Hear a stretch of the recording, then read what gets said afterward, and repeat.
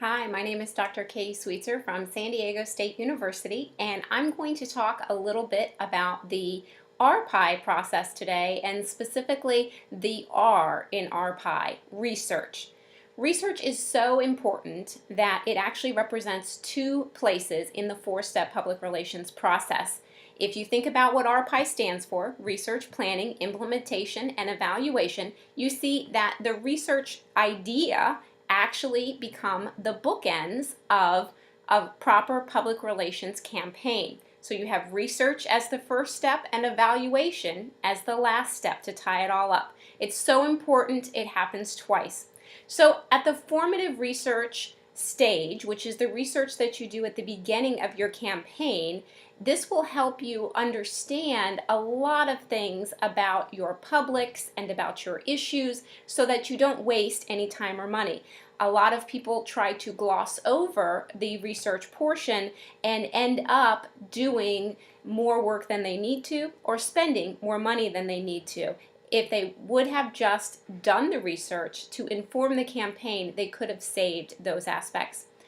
So research will give you a better understanding in the environment in which you are operating. You have two types of research. You have secondary research and primary research. Let's start with secondary research. Secondary research is data that someone else has collected. This is wonderful because it will save you time, it will save you money. You may have a better sample of people available to the secondary research report. They may have increased reliability. You have, in many cases, no need to reinvent the wheel. There are some cases where it's useful to understand how a large population might be doing a particular thing or using a particular tool. For example, social media.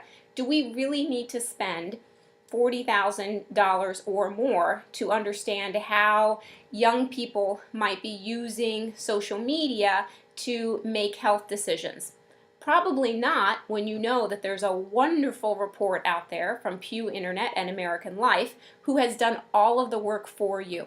And so you'll see that when you're dealing with a large population and you just want to know in general how they behave, how they use a particular tool, or how they feel about a certain issue, then secondary research may be one of your best friends in this. Of course, you can't add any questions to the research, or you can't make those people come out and ask your particular target publics, and so you are a little bit limited with secondary research. So that's why we also have primary research. Primary research is the research that you as the practitioner are going to do. You are creating and designing the research instrument as well as doing all of the analysis for your particular campaign. You're often going to do this to inform your campaign or create a baseline measure for your campaign. So you might, to inform your campaign, say, start with interviews or focus groups with key target publics or perhaps influencers. You might do a focus group to understand how a particular group thinks about your issue, what they know about your issue, what they don't know about your issue, what they want to know about your issue. There's a number of different pieces in this type of research that can really help inform your messaging as well as tell you where you are as a practitioner and as a campaign. Both focus groups and interviews are called qualitative research. They're very time-consuming and very expensive, but the data set is extremely rich. You can find out a lot of information from the qualitative research. You may also choose to do, as primary research, a survey or an experiment. A survey is a great way to create a baseline pre-campaign read of where you are with your target audiences on a certain issue or how they feel about your organization as a whole. So when you do a survey, of course, you need to survey the target publics that you hope to reach with your campaign. It doesn't do you any good to create a survey and put it on Facebook and have your friends take it when your friends are not your target public. So make sure that when you deploy your survey that you are using as rigorous of sampling methods as you can. So you're going to want to measure concepts like knowledge or attitude or behavior through a survey.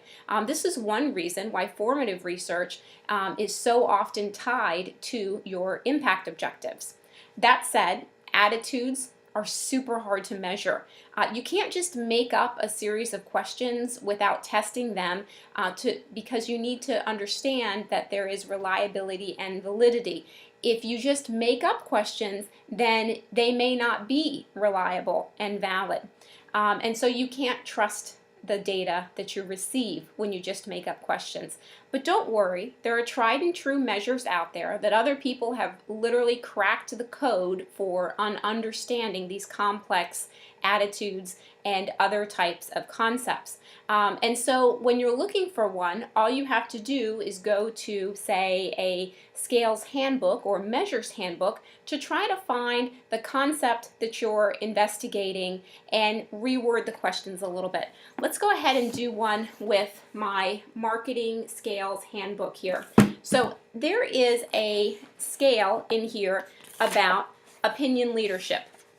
So if I have an objective that I'm going to increase opinion leadership about my particular issue or my organization by 5% over a 6-month period, then this scale will help me create that baseline understanding of where people are, and then of course I do my campaign, and then I come back and I ask these very same questions. So this is the Childers 1986 Opinion Leadership Scale, and it says on a scale of 1 to 5, very often to never, in general, how often do you talk to your friends and neighbors about, and then I could insert my issue, or I could insert my client name, organization there. When you talk to your friends and neighbors about whatever, do you 5 give a great deal of information, or 1 give very little information? During the past 6 months, how many people have you told about whatever it is? 5, I told a number of people. 1, I told no one, and so on and so forth. So I take this scale, which is actually written about cable news, and I reword it to match my issue or my campaign topic. So that's one example.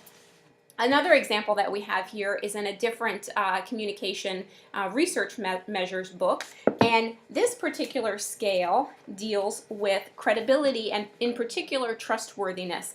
And so if I want to increase the perception or the feeling of trustworthiness that people have in my organization, I can first off determine how trustworthy we are to our publics through this scale, and then do some sort of a campaign that influences trustworthiness, and then come back and ask these same questions later.